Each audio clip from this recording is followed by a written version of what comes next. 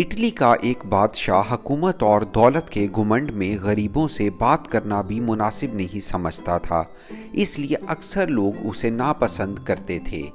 ایک دن یہ شکاری شکار کی تلاش میں کسی جانور کے پیچھے کافی دور تک نکل گیا کہ نوکر چاکر سب پیچھے رہ گئے اور بادشاہ تنہا ہی آگے چلتا رہا۔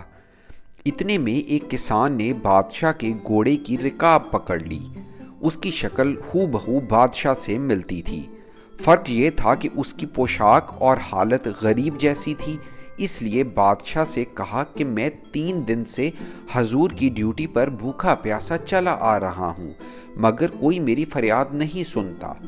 بادشاہ غریب کو میلے کچیلے کپڑوں میں دیکھ کر یہ کہتے ہوئے آگے بڑھ گیا کہ میں ذلیل اور غریب آدمیوں سے بات نہیں کرتا۔ غریب انسان پھر پیچھے اس کے چلتا رہا، یہاں تک کہ بادشاہ ایک تالاب پر پہنچ کر گھوڑے سے اترا۔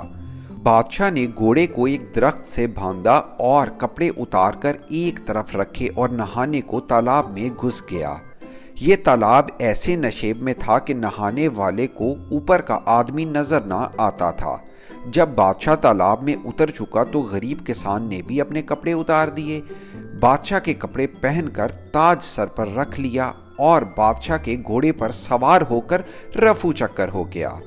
کسان بادشاہ تھوڑی ہی دور گیا تھا کہ اسے شاہی نوکر چاکر مل گئے، جنہوں نے اسے بادشاہ سمجھ کر ادب سے سلام کیا اور یہ بھی بے جھجک شاہی محل میں جا پہنچا۔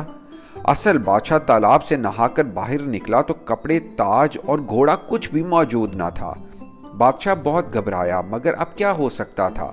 ناچار غریب کسان کے میلے کپڑے پہننے اور کئی دن تک فاقے کرنے اور بھٹکنے کے بعد شہر پہنچا، مگر اب اس کی حالت یہ ہوئی کہ جس سے بات کرتا کوئی منہ نہ لگاتا، اور جب یہ کہتا کہ میں تمہارا بادشاہ ہوں تو لوگ اسے پاگل سمجھ کر ہنس دیتے۔